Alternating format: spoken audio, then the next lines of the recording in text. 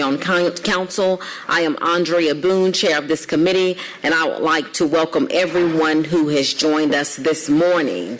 To my immediate right is the Honorable Dustin Hillis, the Honorable Howard Shook. To my left is the Honorable Antonio Lewis, the Honorable Mary Norwood, and the Honorable Amir Faroqi.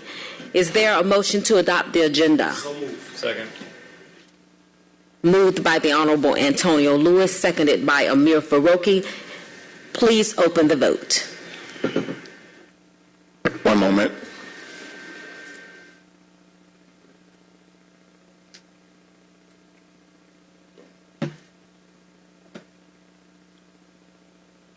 The vote is open.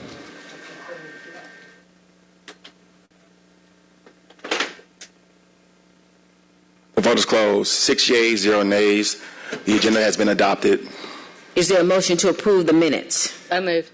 Approved by the Honorable Mary Norwood, seconded by the Honorable. I will second that motion. Please open the vote. The vote is open. Is there a motion to adopt the full council agenda? The vote is open. The vote is closed. 6 yeas, 0 nays. The minutes have been approved. Is there a motion to adopt the full council agenda? So moved. Second. Moved by the Honorable Dustin Hillis, seconded by the Honorable Howard Shook. Please open the vote. The vote is open.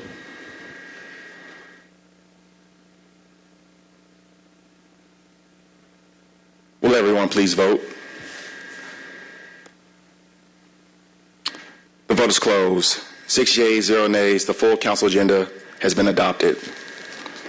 Mr. Johnson, do we have any public speakers at this time? Yes, Madam Chair, we have one.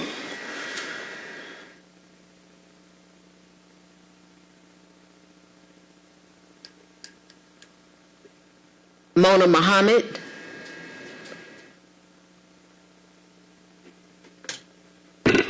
Thank you, ma'am. Guys, my name is Mona Muhammad. I am 26 years old, and I'm a small business owner inside of Greenbrier Mall. I am a Southwest Atlanta native, and I'm here today to talk about the More MARTA project. I was introduced to it earlier this year while the voting and everything else was going on. I was still in high school and college, but now that I'm out, I am gaining more information about it. Now that I am fully aware about it, I'm fully disappointed in how it's been going. Such a big project to go on Campbellton Road to develop us. We're not paying attention to how they're planning for us, how they are spreading the information to the people in the community, and we could possibly become blindsided to what will happen. I've been doing more research on it every day, and from my understanding, Campbellton Road was never going to get the light rail transit. It was just put on a piece of paper to be passed for the have penny tax. So why did they keep coming into the community asking us which module would you prefer? Why did they keep coming to the community and not giving us all the different options that was requested from our city council? I just sat in a meeting last week at MARTA, and they said that they were doing this. They said that they were going to the community and getting great outreach, but I've been attending these meetings and I've seen empty rooms. I've seen them come into the mall in the middle of the day to talk to business owners, and when the mall set the meeting up in front of the stage at Macy's, they ended up putting it behind the curtains in front of the Macy's where nobody could even see where they were.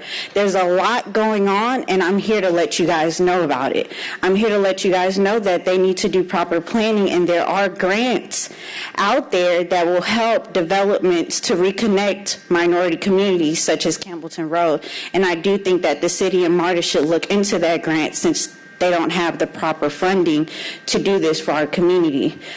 I just need your help, to be honest. I know I can't do it alone.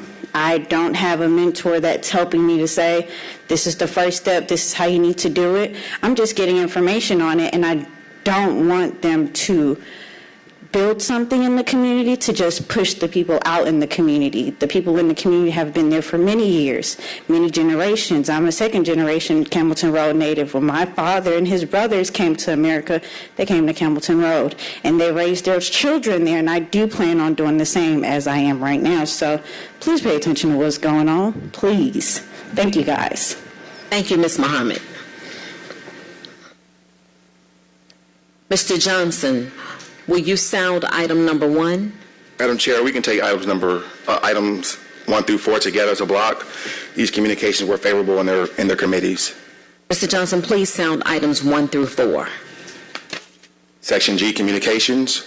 Item number 1, 22C 5082. A communication from Mayor Andre Dickens appointing Mr. Douglas Hooker to serve as a member of the Atlanta Housing Authority Board of Commissioners for the City of Atlanta. This appointment is for a term of 5 years. Item number 2, 22C 5088. A communication from Mayor Andre Dickens appointing Mr. Jerry Gray to serve as a member of the License Review Board. This appointment is for a term of 2 years. Item number 3, 22C 5089. A communication from Mayor Andre Dickens appointing Ms. Lisa Mochower to serve as a member of the Alcohol Technical Advisory Group, ATAC 3. Item number 4, 22C 5091, a communication from Council President Doug Shipman appointing Mr. Jeffrey Martin to serve on the Atlanta Beltline Tax Allocation District Advisory Committee. This appointment is for a term of 2 years. Do we have a motion to approve these items? Second. These items have been motioned to approve by the Honorable Dustin Hillis, seconded by the Honorable Howard Shook. Please open the vote. The vote is open. The vote is closed. 6 yeas, 0 nays. These items are found favorable. Section H, Resolutions. Item number 522R 3968, a resolution by Committee on Council appointing Ms. Rebecca Brubaker, the nominee of the Metro Atlanta Chamber of Commerce, to serve on the governing board of the Office of the Inspector General for a term of 3 years to begin on the date of approval of this appointment and for other purposes. Is Ms. Rebecca Brubaker in the audience? Please come forward. Good morning. Good morning. Tell us a little bit about yourself and why you would like to serve on this so prestigious board. We moved away before I was even born, but this has always been home.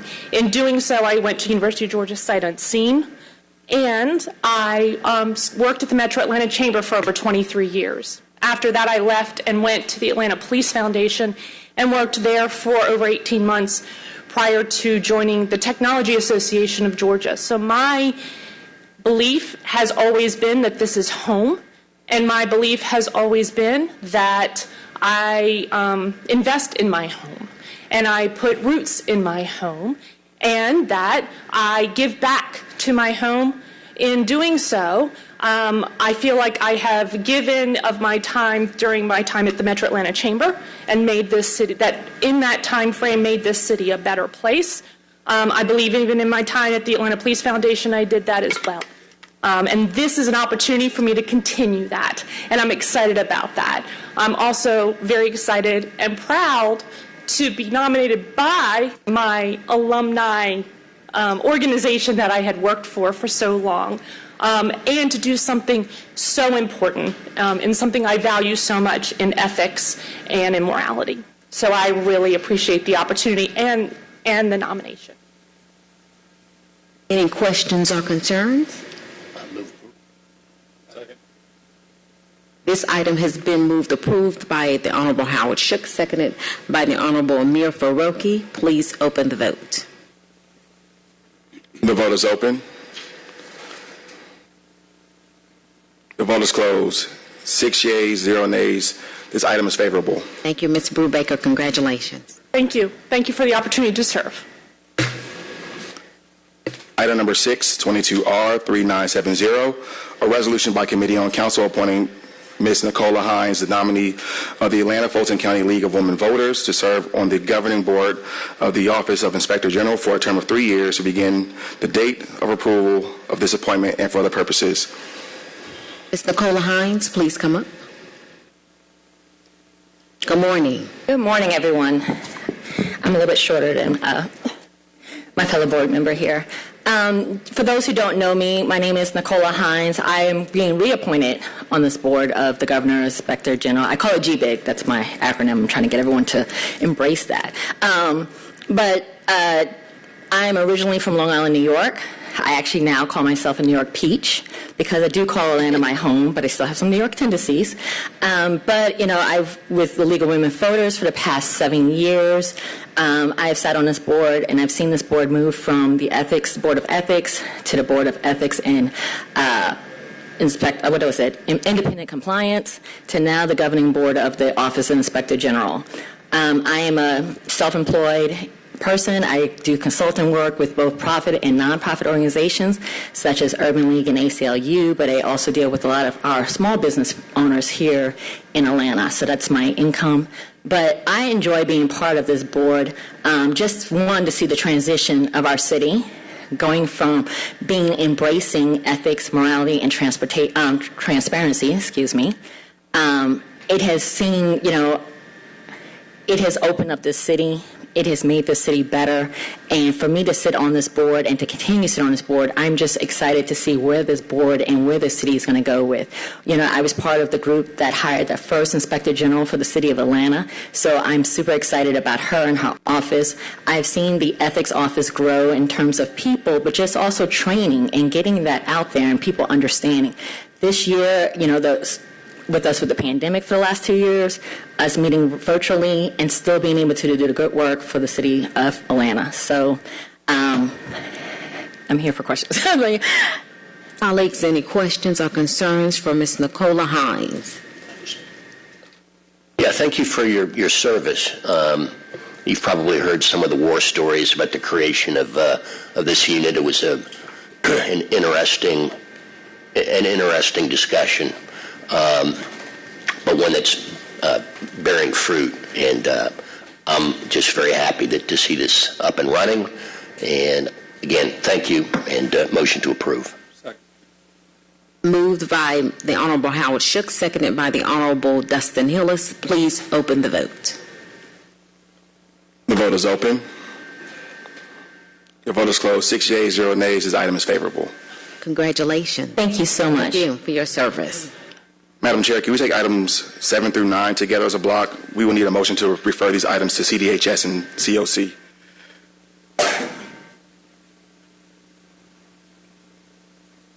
Mr. Johnson, please proceed. Do we have a motion?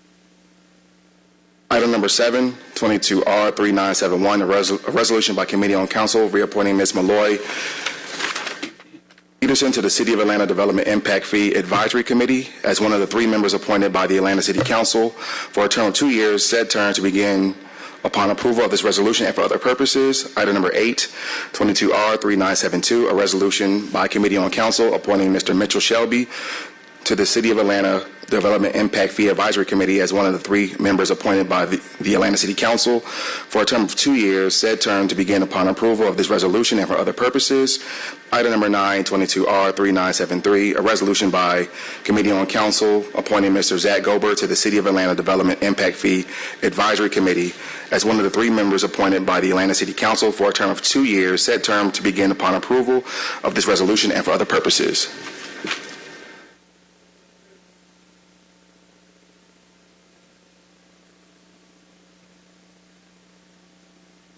Move these to committee to CDHS. These items need to be referred to CDHS committee.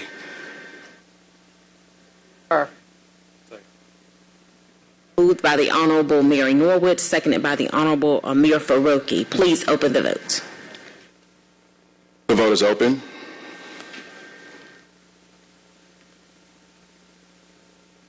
The vote is open. 6 yeas, 0 nays. These items have been referred. Thank you, colleagues. Do we have any other business to discuss? Madam Chair, that concludes our legislative items for today. Thank you. This meeting is adjourned. Thank you, Mr. Johnson.